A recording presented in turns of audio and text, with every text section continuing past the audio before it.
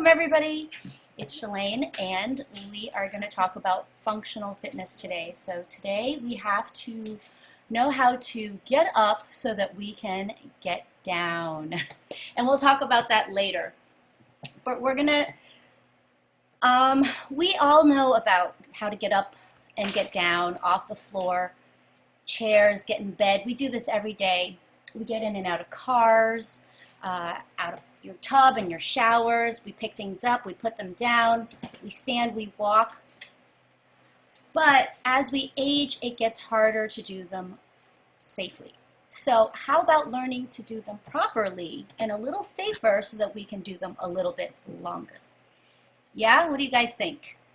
All right, cool. So we are today going to cover ADLs. We're going to cover the 7 basic motions. We're going to cover joints, ranges of motion, muscle memory, and then best practices. So as you guys know, if you're on with me, hi Dave, you are going to get the talking notes, so don't worry about that. You don't have to take so many notes. All right. Activities of daily living. Oops. It is things that we need for daily living. So it could be something very basic, like knowing how to keep yourself walking, mobile, being able to eat, brush your teeth, go to the bathroom by yourself, all those kind of things. But it can also be instrumental. So beyond the basic ones are the ones that will make your life better, like being able to cook and prepare food for yourself, keep doing light housekeeping, remember to take your medications, making phone calls, doing laundry, going shopping, getting in and out of your car, and doing trips. So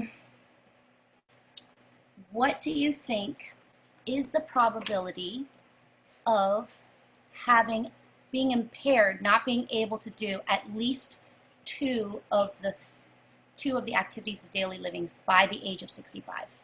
All right, I'm going to give you guys the poll. Go ahead. Do you guys see your poll? Feel free to, you can move it around. I got 2, I got 3, I got 4, 5, 6. Everybody's good?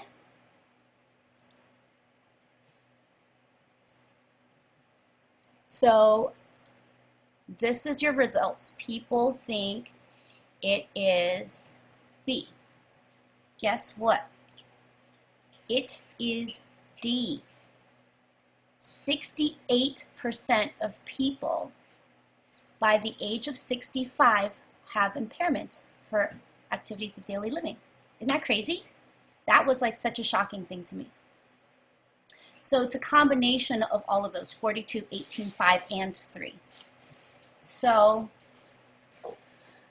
that's why we need to really keep on top of our flexibility and our mobility so that we can do things longer and not be part of the 68%. Okay. There was an article that says in October 2019 that said 1.4 to 1.5 million people lived in nursing homes, and they all needed assistance. So they typically needed assistance with 1 or more ADL, and of them, 81% needed assistance with medication, but a lot of them needed help with getting up and going to the bathroom or getting dressed, and those are things that would cause people to go into nursing homes. So those are really big ones that we need to work on.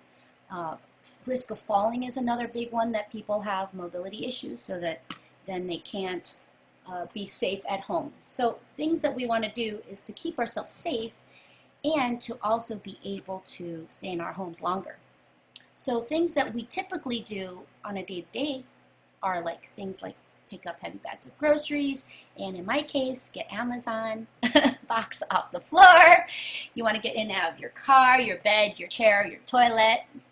You want to dodge unmasked people in the store and, go to the side, dip around, walking up and down stairs, putting something away on the top shelf, pushing a heavy door or a lawnmower, getting down onto the ground like Dora wanted to figure out, and getting back up, getting showered, getting dressed, dance like nobody's watching, play with your dog, go for a walk, run. All of these things are things that we do typically every day.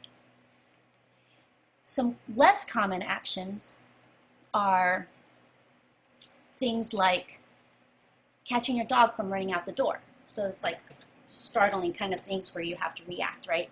Jumping over a puddle of water, stepping over your dog that's sleeping, or a low fence that was unexpected. Catching yourself when you're slipping or falling.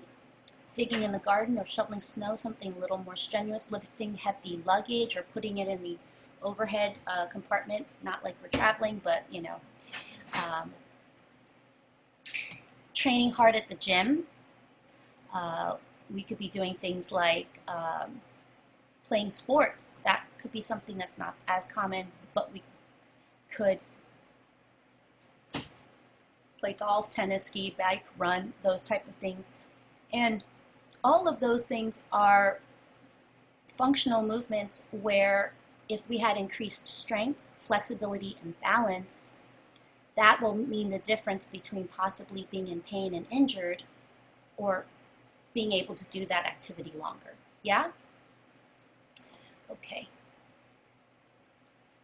All right. So I want to hear from you. What are other functional activities that you guys are doing day in and day out? Common, uncommon? Tell me. Picking something up off the floor. Yep, that's something that we do all the time, right? What else? What other things do you guys do often? Driving, getting in and out of a car. Yep, good. Carrying groceries. Carrying groceries, picking up grandkids, picking up your dog, right? Making up the that- bed, doing laundry. Yeah. Zumba with Shalane. Yay, Dave Dickey! Anybody else? Anybody else? Joe, Dara, what you guys got? In your bed, that's okay. All right. Okay, so of all of those things that we mentioned, it breaks down into 7 basic movement patterns. Now this guy, Paul Chek, he's a very well-known expert in the field of corrective and integrative kinesiology, stress management, and he really focuses on integrative holistic wellness. So he talks about trying to fix your entire body and not just one thing. I actually met and heard from him talking at a fitness conference in New York City, and he was very instrumental to me in changing the way I thought about breathing and dealing with pain and injuries. So in the late 1990s, he came up with this 7 primal movement patterns. So he came up with this, and it was based on infant development and things that were innate and intrinsic to human movement and survival. So they include things like the upper body pushing and pulling, the lower body squatting, lunging, bending or hinging forward, twisting, and also gait, which is like your stepping, running, biking, right? He also talks about, he has 2 videos about this on YouTube, and he talks about a lot of things such as training too heavy and teaching yourself to, your brain to slow down. So if there's like a combination of your brain and muscle. and your whole body, right? So you have to use multi-planes, and also you have to use non-isolated movements. So it's like weight machines for them are not good for functional movement, because normally if you're functioning day to day, you're not supported and braced to do one thing, like lift things up.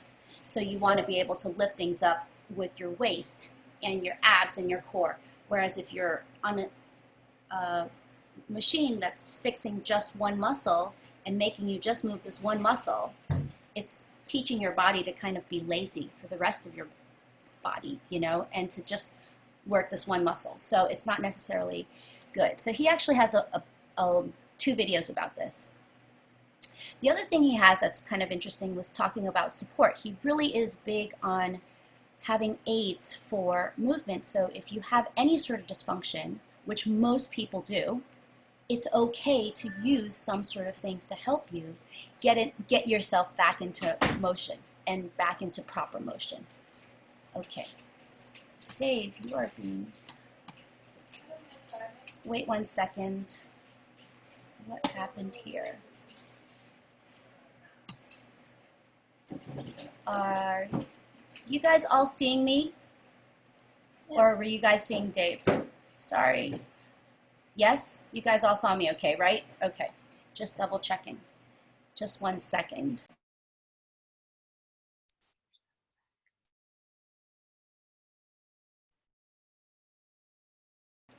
Okay.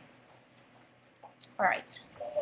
So a way to screen movements is this FMS, which is functional movement screen. And it was created by this physical therapist named Gray Cook. And it is a tool that a lot of sports teams and places use to figure out the risk of injuries for their players. So it's something that's cheap, it's easy to do, it's non-invasive. So it tests these 7 different mobilities. You have your squat, can you see this squat, your hurdle step, inline loud shoulder mobility, rotary stability, active straight leg raise, and then trunk stability or push-up. So he had different criteria, and basically these studies, this one study that I'm showing right here is from October of 2019, and that one was done in Korea, and it basically said that soccer players who have high FMS, higher mobility, are more proficient at being good players and less likely for injuries. All right. Let's see. Okay, now we're talking about joints, and not those kind of joints. We're talking about these kind of joints. We talked about joints last week very, very briefly, right? It is so crucial to our whole body and keeping ourselves safe, because our joints is where we can move. So if we don't take care of our joints, then we will come into issues further down the line. The joints are things that hold your body together, and we're held together in a couple different ways. We talked about this last week as well, right? So we talk about ligaments, which is bone to bone. We talk about tendons, which is bone to muscle. So ligaments hold things in place because it's 2 inactive things, whereas the muscle to bone with the tendon is what causes that joint to move. All right, so joints go in different motions. Let's all do this. All right, everybody sit up straight. Put your feet flat on the floor. Squeeze your shoulders up. Push them down. Bring them to the back, and then bring them to the front. Lift them up, lift them down, and then rotate them. And then rotate them forward. Good. Now, what are some other joints? Tell me. You got your elbow. Good, Dara. Yep. What else? Shoulders. We did shoulders. What else? Knees. Dave, you got fingers. You got wrists, right? So you got hands, right? Your wrist and your hands, fingers, tips.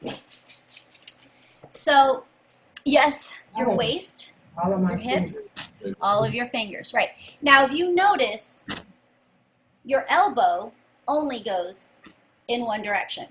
It only goes up and down, right? Your knees only go in one direction, right? Your shoulders go in multi directions, your hips go in multi directions, your fingers only go in one direction, right? Wrists go in multi directions, head multi directions, right? Okay. So, we have different planes of motion, and this is how we move. They only occur in 3 planes. The first plane is forward and back, so any sort of motions that go this way, that way, or up and down are your sagittal planes. The frontal plane is not your front, it's actually to the side. It's called lateral movements. So anything to the sides, stepping to the sides, up and down, legs up and down, to the sides. Yes, thank you for demonstrating. I love it, Dara. Okay, thank you, Bev. I love it, love it, love it, love it. Now transverse is, if you can see, this guy is cut in half at the waist, and it is the twisting motions. So it's the bending forward, twisting, twisting, yes? Now bending forward is actually in what plane? The top. The first one, it's in the sagittal, it's in the forward back plane. So basically you want to imagine yourself cut, if it's in the sagittal plane, in half with the plane of glass. And how do you clean that plane of glass? Any sort of motions to clean that glass forwards and backwards, if you're cut in half, that is the sagittal plane. Now if you are cut from ear to ear, from the top of your head through to your bottom of your teeth, feet straight across, like this right here, this blue one, and you're going to clean the glass, jumping jacks, go to the side, all of those things happen in the lateral or frontal plane. And then finally, if you are cut in half at the waist and you have to clean the glass around you, right? Those are all in your transverse planes. Yes. So if you're cleaning that glass, you're twisting at your waist. Good. Now, why is this important? Not all joints work in all planes of motion. So if you have your elbow, it only does flexing and extending. It only works in that motion. So guess what? It only works in the forward and back plane. So why do I always yell at you guys to keep your knees over your toes and keep your knees straight? It's because your knees only work in a forward and back motion. So it doesn't work in a twisty motion. So if you put it in a twisty motion, you're getting those bones out of alignment and pulling on your ligaments and your tendons. Does that make sense? So now when I'm a master instructor for the Athletics and Fitness Association of America, and I go give talks at conferences, and I train other group exercise instructors, and this is one of the things I stress all the time, because a lot of people learn about this, but they don't realize what it means for physical education, like to teaching groups of people exercise. So it's for keeping people safe. So anyway, I can tell you a lot about joints. I actually put all these, like probably 10 slides about joints, and then I had to cut them all out because I was like, there's no time, it's too much. So we have to move on. Now we're going to talk about flexibility. Planes of motion. The next thing with your planes of motion is your range of motion. So the normal range of motion is how flexible you are. And people who stretch a lot, like gymnasts and dancers and stuff like that, they go past the typical range of motion that most of us have, right? So what does that mean? For your knees, you can raise them up and it can go down.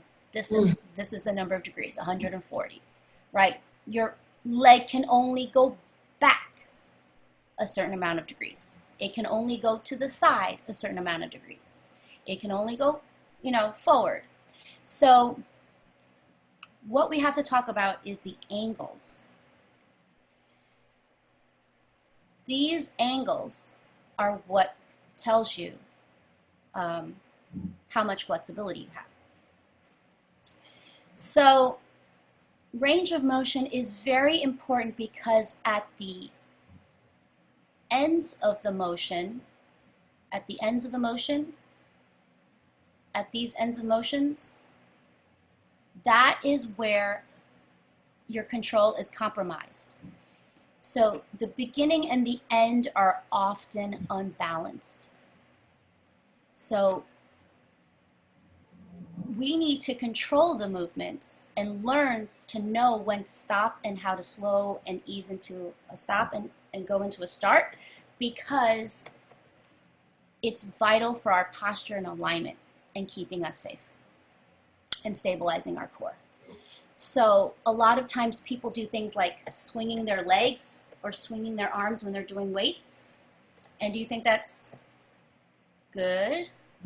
So swinging might be good for increasing range of motion and teaching your body to have a little extra motion. But if we are exercising and it's weight bearing and we're holding weights, it actually is detrimental because you want to learn to be deliberate, because you can get more muscle control and more efficiency. So let's say you go like this and just swing your arms up and down.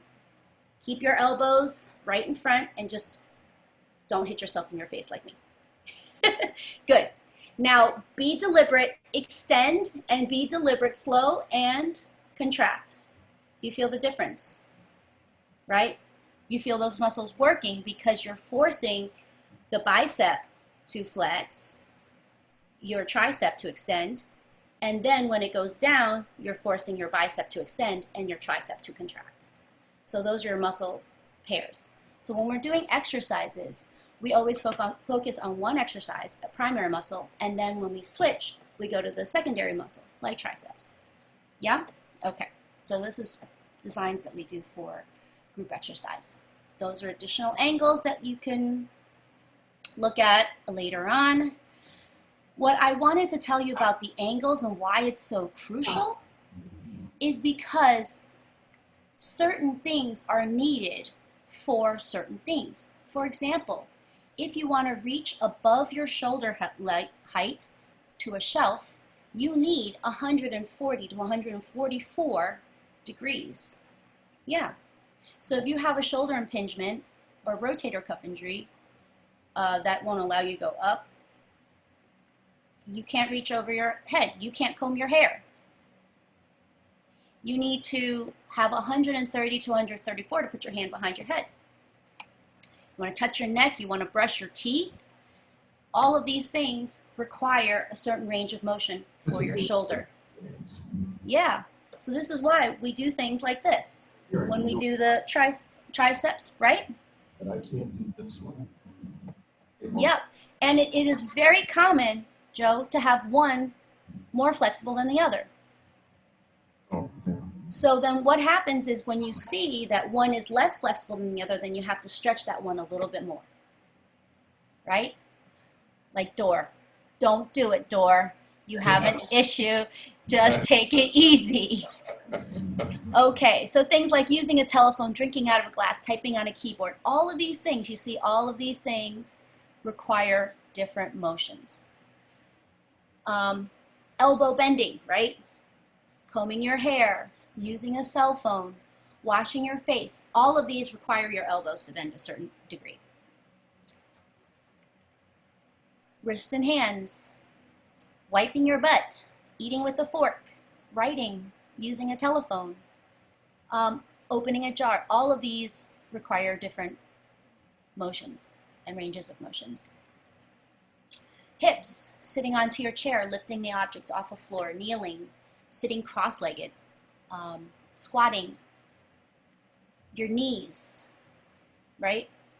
Tying on your shoelace, picking object off the floor. Ankles. The big one for the ankles is this function right here. So it is having your toe go up towards your leg. And it is, we talked about this last week as well, and we'll keep talking about it because it is the anterior tibialis, that little muscle in front of your shins, right? Your shin muscle. And that forces your leg to go up. Now, when we're sleeping at night, guess what? If we have really tight covers that wrap around the bed, your feet are like pointed all night for 8 hours. Well, for us, 6.5 hours, right? We need to go to 7. So all those hours, your feet are forced into that position. And, you know,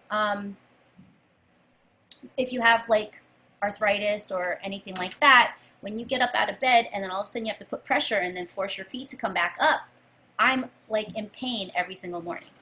So my RF factor is getting higher as, you know, every year, and it's something that I always kind of am concerned with, and I always try to flex my feet because it is very, see, you only have 20 degrees here. So this is not a lot of motion, but you need your ankle to move to do a whole bunch of everything else that you need to move to do. And one of them is walking and stairs. So if you cannot move your ankle up 7 degrees, you cannot walk properly. And that is very common as we age. So that is a muscle that we have to always strengthen. And the opposite muscle is your calf. And that is the one that we always have to stretch. So we always do calf stretches for this reason, so that you can get the additional mobility. Some people's feet are like negative for their ankles, and that is really detrimental because they can't squat properly, they can't squat safely, and they can't walk safely. All right, let alone walk up and down stairs. Okay. Now we talked about the 7 basic movement patterns, right? What we want to do is layer on what we learned last week about posture and kinetic chain for safety and balance. So if we do all of those 7 movements and we layer on the kinetic chain, that will keep those movements safe. Yes, everybody's sitting up nice and straight. I like it. All right. So number 1 is squat. We want to keep our heels on the ground. Remember we were talking about with the ankle. So you want to make sure your heels are on the ground. Your knees are behind your toes. Now your hips don't have to be below parallel. You don't have to break the plane. But you do have to have natural arch. Keep your chest up. Focus. Your head is nice and straight, in line with your spine and your neutral line spine, right? So we don't want to bend forward too much. You don't want your hips to be up too high. You don't want your chest to be facing down. You want your chest to be up. Now, if you are to widen your feet, your feet don't always have to be forward. They can be to the side 45 degrees. Now, more than 45 degrees is not normal range of motion, and it's not as safe for your knees. So it's either forward or slightly curved to the side, depending on what feels comfortable to you. But if you go your feet to your side and you widen your feet, it actually is a little safer for you to now break the plane of your hips. So if you're going to go into a deep squat, I recommend that you keep your feet 45 degrees to the side. So if you're going to go down and lift something off the floor, don't do it straight. Widen your feet, put them on either side of the object, and then pull up with your hips. Okay. Next one, lunge. Now we lunge forward to, like play with our dog or push at a door. We want to make sure we lunge a lot in classes. Forward lunges are more dangerous or less safe than backward lunges. So if you were to lunge and practice lunging, because lunges are great for your butt, for your glutes, for your hamstrings, and your quads. And all of those are really important for us to learn how to sit and get up off the chair, right? So those are really great muscles to work out. And lunges are amazing at that. But if you are not doing it safely, you can hurt your ankle, you can hurt your knees, you can hurt your hips really badly. So what we want to do is try to think of lunges as an elevator. So you're going straight up and down. You're not going to lean forward or back with your lunges. So the way that I teach it in class is you're a little Egyptian man, like little triangle legs, right? Right? And then you bend both knees and then you go down and up. Yeah, try it, Beverly. I want to try it too. Yeah, try it, Dor. Now, if you come to class and I can see you, I'll make sure to correct you. If you need to and you cannot do it properly, it doesn't have to be deep. You can always go into that motion more and more as you are exercising. But you can always feel free to hold on to two things like chairs. Now, if you hold on to the opposite side, it'll make balance easier. So if you hold on to the same side, you're pushing a little bit more, so it's not as balanced. So you want to hold on to the opposite side. So if your right foot is forward and you want to hold on with your left hand, okay? Not a rocking chair, Door.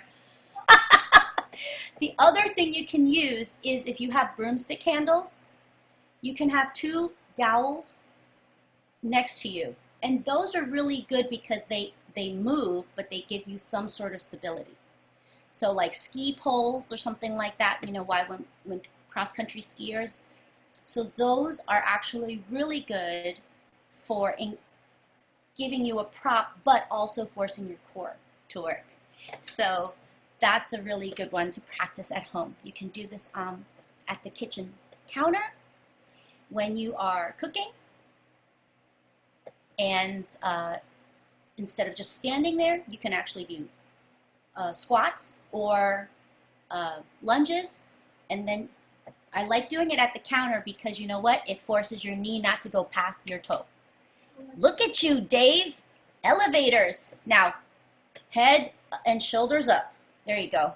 So we want to make sure we have that line. Here we go. That line from head all the way through, and it would be better if this guy's knee was here. It was actually hard to find really good pictures that didn't have mistakes in it. But we want to try to get the knee back down here because guess what? It'll help us from getting up off the floor. Okay, next one. Push and pulls. Now, the push-up actually does a push and a pull. So depending on where you're pushing, if it's going up, out, down, or out, it uses different muscles, right? Now, the thing is always to think about your kinetic chain. Your feet, ankles, knees, same direction, right? Always engage the core. Always squeeze your butt. Head, shoulders, chin, hips, all level. So we don't want to be twisted. We don't want to be lopsided, right? So nice and even. So we want to check to make sure it is even. So we can do push-ups at an incline. We can even do this push-ups up against the wall. That is the easiest. You can do it up against the chair. That's a little harder. You can do it down on your knees. That's a little harder than that. Or you can do it full extension out on your elbows. Or you can go up to a standing plank, right? So those are all different levels of activity that you can do depending on how you feel that day. Now, what's not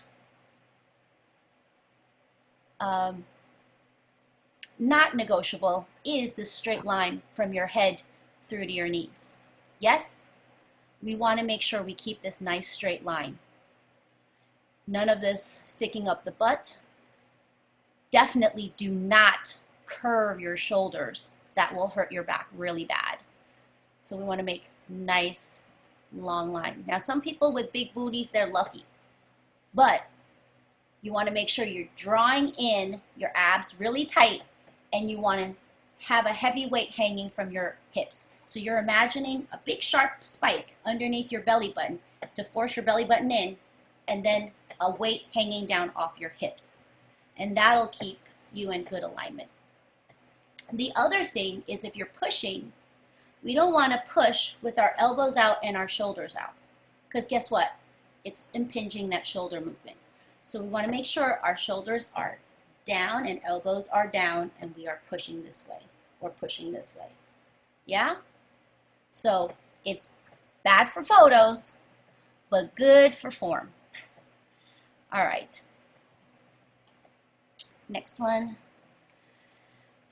Bending. So bending, always, if you're bending forward, make sure your back is not rounded. This will hurt your back really, really quick, especially if you're holding any sort of weights. So you want to make sure you have a nice line from your head through your butt, that your hip is what's bending, not your shoulders, not your waist, not your neck. Your knees are going to be behind your toes. Your arms are in this nice straight line over your toes. We're not leaned too far over, but we're going to be in this nice angle. And the weight is in your heels. Okay? Twisting. So if you notice, all of these twisting is at the waist. Remember we were cleaning that plane of glass? Yes. So we want to make sure we create spaces between our shoulders and our hips for our body to twist. So anytime we twist, we want to elongate. Why you make that face, Joe? What happened? No, I can't hear you. I had a cramp in my back after class, that's all. All right. Over here. Now, cramps really happen easily because you know what? Twisting is the third level of movement. The first level, the walking, the forward and back, we do that every day, all day. So our body is used to this motion. Side is a little harder because we don't go side often, we don't go backwards often, and we also don't twist as often. So if you're going to be twisting, you really have to be careful not to yank it around or twist it around, and really tighten those abs. So you're lifting that heart and then twisting. So then you are really using those muscles to twist. We can also do lateral flexion side to side, yeah? Okay, let's get yourselves going. Last one is walking. We talked about that last week. You really always want to engage your core, squeeze your butt, hips, shoulders, knees, feet, all in line. You're swinging your opposite hand with your right arm, left hand, right leg, and then switch, right? So you're going to do like a robot man, and it is the opposite. It is the opposite leg. Okay. We also try to want to walk heel to toe to lessen the impact of the movement. Now, if you think about it, we think that walking is in the in the sagittal plane, right? We don't think of it as being in the frontal plane, going side to side, because we're going from A to B, right, straight. But it actually is, our whole entire body is moving in every single plane. So when we move our arms, guess what? Our waist is bending. So it's twisting. We're doing that third plane, the transverse plane. Our hips are going side to side. and our knees and our elbows are go forward and back. So we actually are using our whole entire body to keep ourselves balanced and controlled. So that is very important instead of just shuffling our feet, to really walk with our whole body so that we can do it longer. Okay. All right. Now, muscle memory. Everybody raise your right hand. Can we raise our right hand? Raise our right hand. Now that took us like 10 seconds to do that. Now if I had you guys go raise your left hand, and I'm showing you raise your left hand, now put them down, raise your left hand. 2 seconds, right? Because the first time we have to do it, our brain is going all over, but the second, third, fourth time that we do it, our brain just builds a synapse and then jumps to it. So it is much quicker. So this is why we always have to practice motions so that our body knows to do them and we train it to do it safely. Okay. Now, I couldn't believe I didn't have any other logos besides this beer logo, this coffee stout logo, but we have to get up to get down, right? But actually, no, we need to learn how to get down. Yes, no, we have to get up, learn how to get up before we can get down. Okay. Now, the reason is because there's so many considerations. We have hips, knees, ankles. Our bodies get all sorts of lazy. So it is really important for us to learn how to get up first properly. There is a variety of different ways, and we want to practice a variety of different ways so that we know which one works best with our body, and we have options. So if one doesn't work, then we can go to the next one.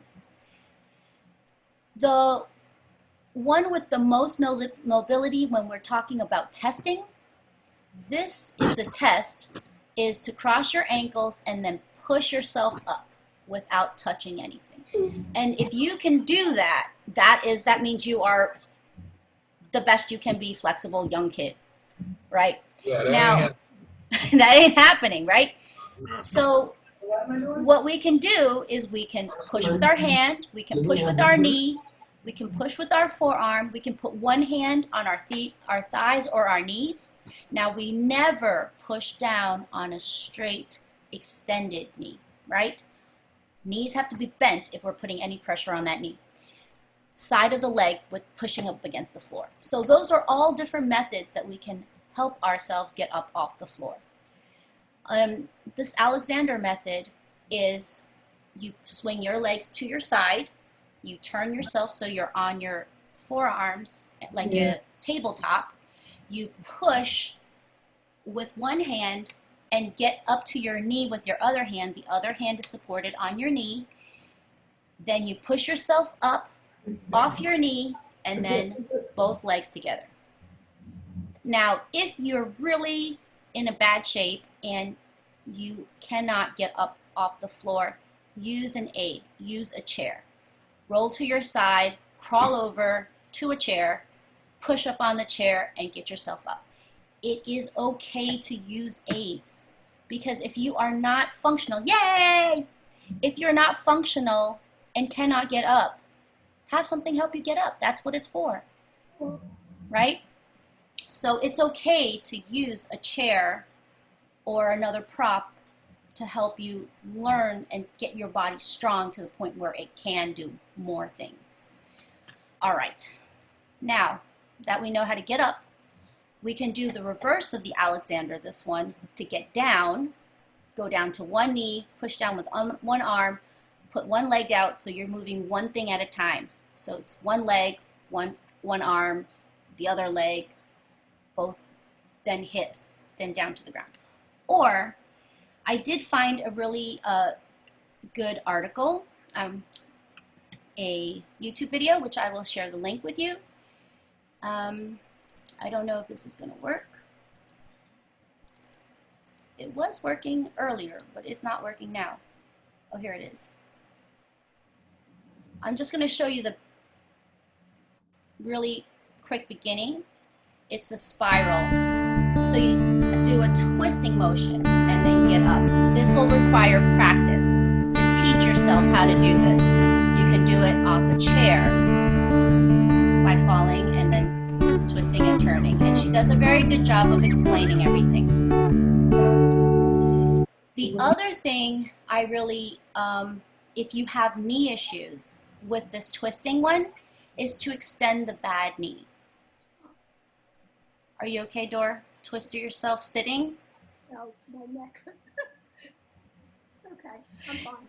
Try to keep your head like I'm pushing you in your face. Chin like that. There you go. It's not really pretty for your neck, but I mean your chin, but it is better for your neck. So the other thing is these like sit, hip sits. So if you want to practice this motion for your hips to sit down in that spiral motion, you can push against the wall and then take the opposite leg and then push it across your leg, across. So you're going to move your legs in this opposite motion while you're holding up yourself up against the wall. And that will increase mobility in your hips. So you can practice the way that she does it, but with one leg extended as you turn. So that is another option if you do have a weaker leg to try to teach yourself to do that. This takes work. This is not something you're used to doing, so you have to teach your body how to do it. Okay.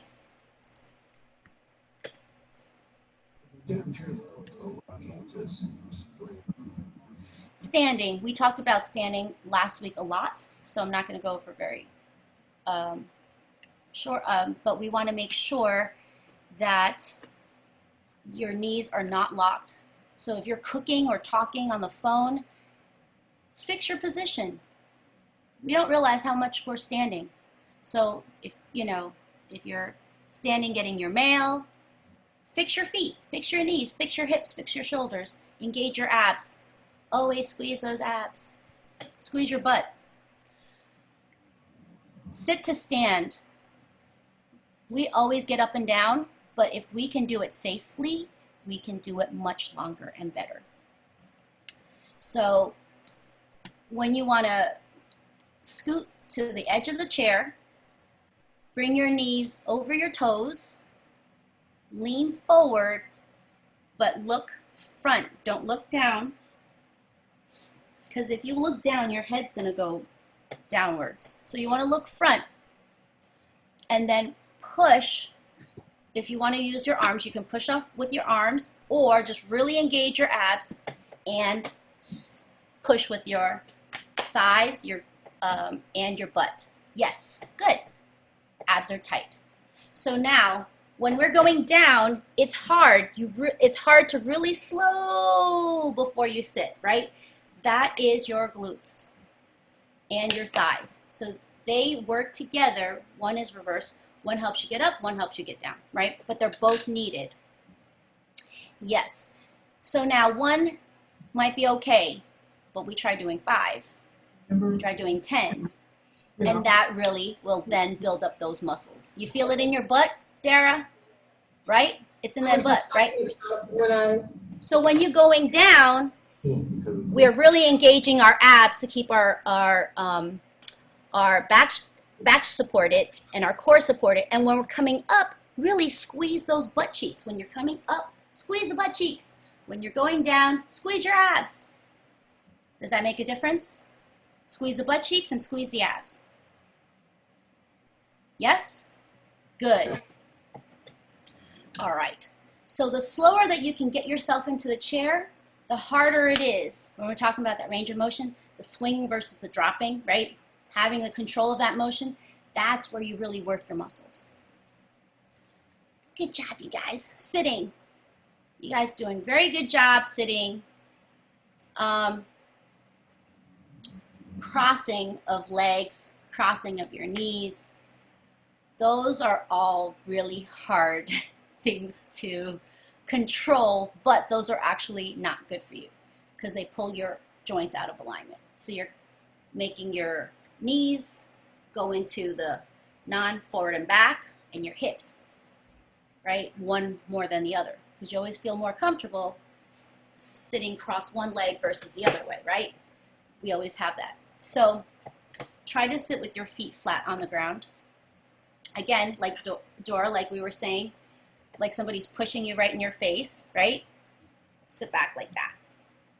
So then your chest is up, engage the abs, shoulders down, elbows close to your body. Now drop your shoulders a little bit, Joe. Try to create, no, don't let it all loose. But you're trying to create spaces between your ears and your shoulders. You're trying to create spaces between your chest and your hips. And to do that, you have to lengthen. So long and lean is what's going to get you to be safer. So now, Dor, sometimes you need to put things, although it's not so cool, you need to put a couple books underneath your iPad or your computer to make it up so that you're not tilting your head down and looking, at an angle. Because what happens is our eyes want to look level.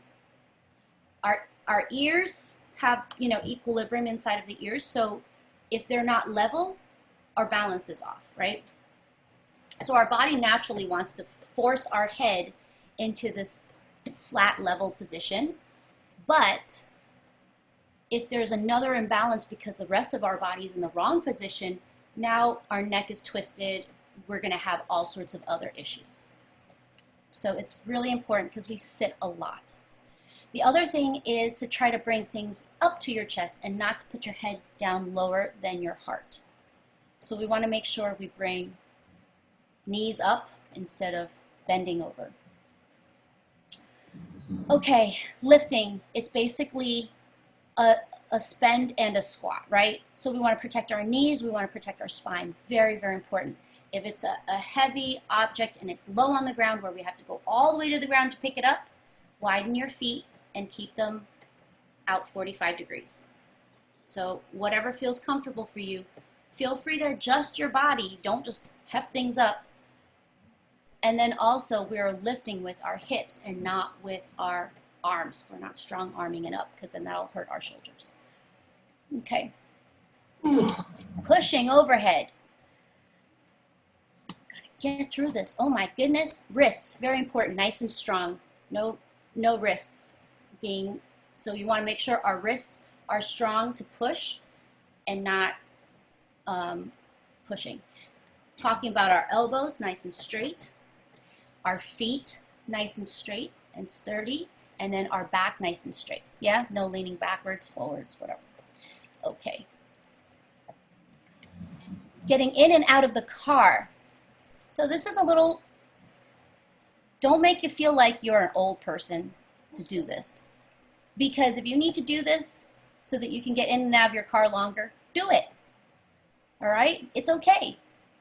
So if you have hip issues, this is a big one, never step into the car. Always drop your bottom into the car.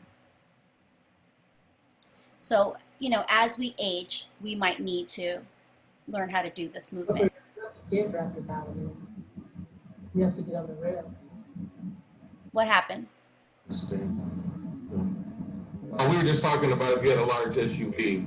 So that you could ease your into it and you don't have to drop. Right. Yeah.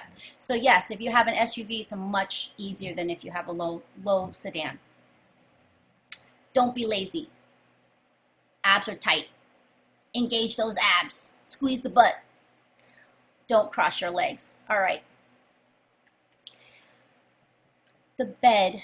It's really important when you're sitting on your bed that your feet can touch the floor. Because if you can't, you have a risk of falling. And as you get up out of the bed, if it's dark or something like that, you can risk falling and it's not worth it. So adjust your bed so that it is a good height for your legs, for your body. There's multiple ways to get out of bed, but if you have a bad hip or a bad knee, always do that one last. So when you're going into a bed, you want to make sure you're not going onto your bad hip first. You always want to go to your good hip first and not put too much pressure on your bad hip. Does that make sense? Same thing with walking. If you're walking or climbing up a stair, you want to make sure you're putting your strong foot forward, the one that needs the most force to push it up, and then stabilize and grab onto support, either, railing or whatever, table, and then pull up the weaker leg until it's stronger. So it's fine to exercise this weaker leg, but you don't want to pain it and put too much pressure on it. Okay. Let's see. Sleeping, we talked about this before too. Trying to keep that spine neutral. It's really, really important. Trying to keep the feet from being pointed too much. Trying to keep your hips from falling over one way or the other, right? Lastly, I couldn't talk about all of this with balance of mobility and flexibility without talking about falling. So 1 in 4 Americans 65 and older fall every year. Every 11 seconds, an older adult is treated in the emergency room for a fall. And every 19 minutes, an older adult can die from a fall or complications from a fall. So it is the leading cause of fatalities and most common cause of non-fatal trauma-related hospital admissions among seniors. So this is something that is a huge consideration as we age. So we want to do things like make sure we are keeping our areas clear of obstructions and being safe and really working our core and engaging our body mechanics to be nice and safe. Well, I almost did it. Just want to tell you that practice makes progress. Don't worry about perfection. Just worry about progress. So if you're better than you were yesterday, then you're doing amazing. What are your takeaways? Tell me.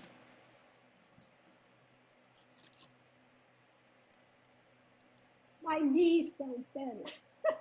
Your knees don't bend, so you have to go ask your doctor, like, what is causing that to not bend? Like, what is the... They bend, but they don't bend like... I'm sorry? They bend, but they don't bend like they did a year ago. When I go down on the floor, the way you do it, I fall over sometimes. So then we're going to talk about trying to increase your mobility for your knees. So you should be doing stretches every day for your knees, right?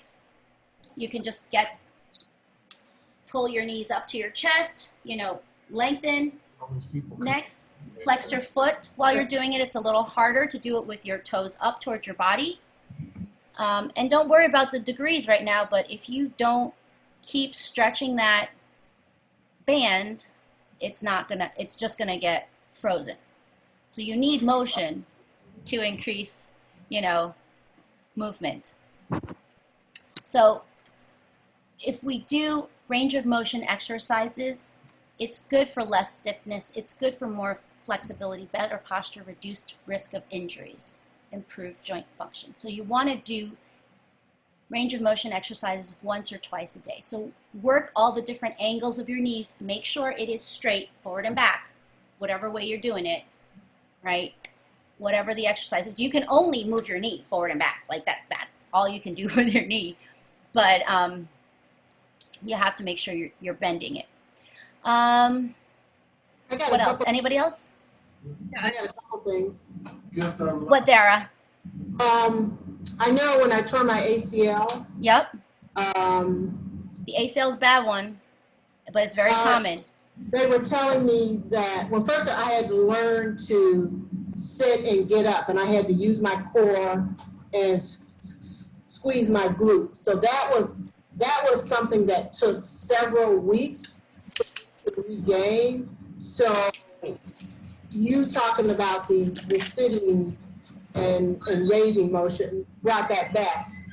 The other thing is just last night we got into bed and the sheet and everything was tucked and my feet were pointed and because I was lying down, so I had to take all that loose because it hurts. And I can imagine being in that position all night that you would really have a problem. But the other thing was I was always told to lead with the good knee or the good leg or the good hip to help the one that's not as Exactly. Strong one first. as strong. Yeah. So lead with the good was my takeaway. Yes, yes. Bev, anything for you? Yeah, I thought that you're, basically you're telling us to do these range of motion exercises on a regular basis was great. I mean, simple things like lunges and squats, like you just should do them. I know You I should just do them. Yes. thought that was good. And then the other thing, which seems so obvious, but of course you don't think about it, is you were talking about the way that you're going to move, and that some move, just in one direction, some move in multi directions. You just don't even think about that. So now I'm more aware of that. And then also getting up and down more slowly, I thought was also a good thing. Awesome, awesome, awesome. About you, Dave? I'm looking forward to trying some range of motion exercises on a regular basis. Good for you. Awesome. That's awesome. I'm trying to do more of them in class. You know what? I do different mobility exercises, but I don't do full range for like legs. I do that in seniors fitness class. Remember, we said hold on to the chair and then kick with the one leg. Yeah. So that would be like a range of motion exercises. But like rotating, we do that with the hips, bringing our knee up one at a time. Things like that. All of those are really good exercises to have. Okay. So check out the challenges. I am going to give you some of those as well. Suze, how are you doing? I actually have learned my lesson. I think it's really good to practice all of these things. I used to do like functional training kind of things, and with COVID, I've kind of not been as routine about it. And so I did tweak my back because I was lifting a case of water and put it under the cart at Target, and then because the cart moved, it was just not stable. And so I tweaked my back. So for the past week, I've been dealing with that. But if I had been keeping up with my exercising, perhaps that would not have happened. Right. So. Right. Elaine, Absolutely. Yes? I think that everything you showed us was just wonderful, and it made me realize I should be doing this more. I mean, Yes. Yeah. exercises I have to do for my arm, and for my back, but kind of puts everything in perspective. Yeah. I mean, like, while we're cooking, when the pot's boiling, go to a different part of the counter, hold on to the counter, and do some squats or do some lunges. Why not? Or walk around the counter instead of just standing in place while you're talking on the phone. So there's all different things that we can do to just get ourselves more mobile. Mm-hmm. All right. So, well, thank you. I'm going to wrap up because we can go into the challenges with us in the breakout rooms later. But anybody who's listening in, thank you so much for joining us. I appreciate you guys for being here with me. I really enjoy giving these because I want to keep people safer, especially if they're just home and they're being less mobile. So this is something that we can all do at home, and we need to just pay attention, because if we don't know, we won't do it, right? So join me next week. We'll talk about, you guys, since you guys are here, get to talk to me about what you want to learn for next week. And as always, these are always free. If you want to donate, happy to. Thank you, everybody who donated. And attendees, stay with me for the breakout rooms.